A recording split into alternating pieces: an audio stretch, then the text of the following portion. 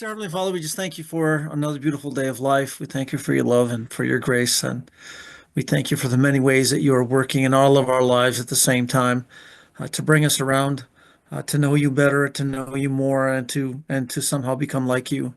Um, we just thank you and praise you for the privileges that we have and the trials that bring us to our knees. Please bless us as the world spins crazily around us and things always threaten to get worse. Um, you're there, and you're always with us. You'll never leave us or forsake us, and we thank you for that. Just bless our time tonight as we open your word. God, our discussion, may all that we do and all that we say, may it glorify you in Jesus' name. Last we talked, it was a while ago, it seems, I guess. Mhm. But the last we talked, we said we're going to talk about Revelation chapter 4 and compare it to and look at it in light of Daniel 7, verses 9 through 12. Talk about the comparisons and the similarities and then the patterns and then obviously the importance of the connecting the two. So why don't we read Daniel 7, 9 through 12? I beheld till the thrones were cast down, and the Ancient of Days did sit, whose garment was white as snow, and the hair of his head like the pure wool. His throne was like the fiery flame, and his wheels as burning fire. A fiery stream issued and came forth from before him. Thousands ministered unto him, and 10,000 times 10,000 stood before him. The judgment was set, and the books were opened. I beheld then, because of the voice of the great words which the horn spake, I beheld even till the beast was slain, and his body destroyed and given to the burning flame. As concerning the rest of the beasts, they had their dominion taken away, yet their lives were prolonged for a season and time. The context, just some context here for us. This is Daniel 7. As you know, this is Daniel's vision or dream of the four beasts that come out of the sea. As you already know, there's seven parts to this vision, and this is the sixth part of this vision. So you have, of course, the lion, and then the bear, then the leopard, and then the beast, and then the little horn is the fifth part. The little horn that uproots the three horns of the beast. That's the fifth part. And then you'll notice that this is the sixth part. This is the judgment aspect. So, by the way, a lot of Revelation again is going to be patterned after the same pattern we see here. There's seven parts, and then the sixth part has this positive and negative aspect in Daniel 7. You see the same thing in Revelation with the seals or with the trumpets or with the plagues. You see the same pattern of the seven, and then you'll see the sixth part has this positive and negative. You see that especially in the seals and the trumpets. Um, so a lot of this pattern that we see in Daniel 7 becomes this judgment pattern. Obviously, judgment is the basis of this. Becomes the pattern throughout the book of Revelation. Now, the importance here is, well, just we'll look at Revelation chapter 4, and we'll see the parallel that's going on here. When you go to Revelation chapter 4, and we've read this before, but we can read it again if we'd like. In Revelation chapter 4, it opens with the same phrase, I beheld, or he says, after this I looked, right? Um, and then the next thing we see that when he looks or the door is open, he sees a throne that was set. It's very interesting. I have this NIV in front of me. Sorry, it's the first book one I grabbed. I just grabbed a Bible and it happened to be NIV, but um, the same word in Daniel 7 for the thrones were cast down in the King James. If you look that up, the idea that the thrones were set in place is the basis of that same word. And that's why here in this is the NIV translation, it literally says in Daniel 7 that the thrones were set in place. It's the same concept, same idea. So the idea that thrones were cast down was the idea that the thrones are set in place. This is the same phrase that you see here in Daniel chapter 4, that he saw an open door. He saw in heaven, at once he was in the spirit, and there before him was a throne in heaven, with someone sitting on it. So the same concept here in the King James. He says the throne was set. So that's very important. The idea is that the throne is being placed or set up for a specific process, and of course the process is judgment. That's what Daniel 7 is clear about. It even actually, the King James, in verse, what's the end of verse 10, says the judgment was set, uses the same phrase to describe the throne being set, and then it says the judgment was set. So, and I'm sorry, I haven't grabbed the NIV and my King James isn't handy here, but the King James is clear in Revelation 4 that the throne was set, right? Oh, So you see the parallel idea here. Some people get nervous because in Daniel 7, it says thrones plural, and here in Revelation 4 it says thrones singular.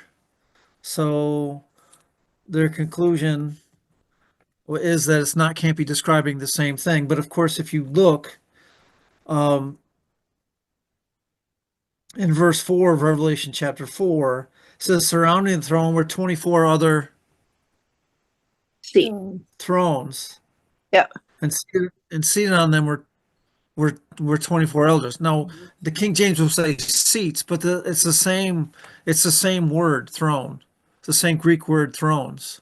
So you have thrones plural in Daniel 7. You also have thrones plural here in Revelation chapter 4. Just because it features the throne singular in terms of the throne where judgment is taking place is not any different than what's taking place in Daniel chapter 7. So the point that I'm sharing here is that you're going to see this pattern that John looks, and then what he sees is the throne, and the throne is set. And then what's going to happen in Revelation chapter 4, which is exactly the pattern of Daniel 7, is that it begins to describe him who sat on the throne. And that is important. That's the significance, right? Because the one who sits on the throne is the one who's doing the judging. So in Daniel 7, the Ancient of Days did sit on the throne, right? But of course, in Revelation 4, it just says he that sat upon the throne. So it describes, he sees a throne, the throne is set, and then it describes the one who's sitting on the throne. And then it starts describing aspects or characteristics of the one who's sitting on the throne. So in Daniel 7, it's the Ancient of Days that did sit. So his name describes his character, his essence. It's the Ancient of Days. In Revelation chapter 4, it just says he that sat upon the throne. One that sat upon the throne had the appearance of jasper and carnelian. So it describes, again, the characteristics of the one who's sitting upon the throne. So then the next thing that we see is that those characteristics, garments, his hair's like white, like wool in Daniel 7. He was to look upon, as we already said, like jasper and carnelian. And then it goes from describing his characteristics to the characteristics of the throne itself. Then in Daniel 7, the throne is like fire. And then in Revelation 4, he describes the throne in terms of a rainbow that surrounds the throne. Did I make a comment on that? Yes, please. Well, a rainbow, obviously we know, is a combination of water and light. So it seems Yes. very interesting that when we're dealing with the throne, we're dealing with water and light to make the rainbow. And as we see that combined so often in the Feast of Tabernacles, where we have the white and the water and the light together. I just thought it was interesting, the rainbow. Yes. And by the way, this is also reflected in Daniel 7. You'll notice in Daniel 7 it says that a river of fire was flowing. So it's called a river and a river of fire. But of course, we know that the river of life flows from the throne of God. But the reason why it looks like a river of fire is because the water is reflecting Yep. the glory of the throne. So it Yep. looks like a river of fire. So it is water and light is being connected here in Daniel 7, the same as the idea of the rainbow in Revelation chapter 4. That light and water makes a rainbow, and that's exactly what's being described here in Daniel chapter 7 as well. So thank you for that comment. So then what you see this Daniel 7 describes this fiery stream that's issuing out of and coming out from the throne. And then, of course, in Revelation chapter 4, what you see from the throne come flashes of lightning, rumblings, and peals of thunder. So you see this idea of this something coming out of her, being issued from the throne, going out or coming out. And by the way, that's the idea of judgment proceeding from the throne.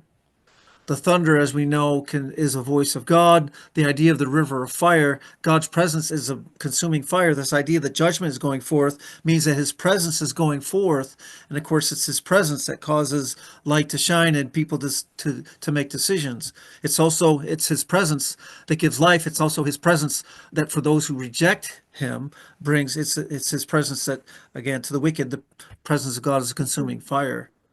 So you see this idea of the throne set. The one on the throne is the one doing judgment. His description, his character is being exalted. And then, of course, you see this light, this glory coming out of the throne, which is actually a concept of the judgment.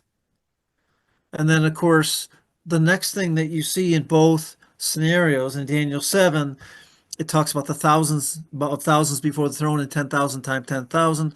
Of course, in Revelation chapter 4, you see the 24 elders and the 4 living creatures. And the idea here is that judgment is a process of measurement, which is why you have the numbering of the numbers of people, numbers of beings around the throne, right? So judgment always results in numbering. Reminds you of Daniel 5, right? When God writes on the wall, many, many tekel upharsin. And the idea is that the numbering, many, many tekel, is a numbering. So that's describing judgment. In other words, you've been weighed or measured, right? That's what the a answer reckoning. Daniel's. Right. Yes. So what's interesting here is if you look at this pattern of 7 things in Daniel 7, 9 through 12, and this pattern of 7 things in Revelation chapter 4, you see the pattern perfectly mirrors each other in terms of this sevenfold characteristics of what's going on in Daniel 7, 9 through 12, and these very same 7 characteristics that encompass all of Revelation chapter 4. And then, of course, the significance of that is what? Well, they're one book, it completes Yeah. the other. Describe the Right. same. Second witness. It's also a second witness. Everything Right. is accomplished by 2 or 3 witnesses. So they're actually describing the same event. And John is describing the event as he sees it, and Daniel's describing the event as he sees it, and they're seeing the same event.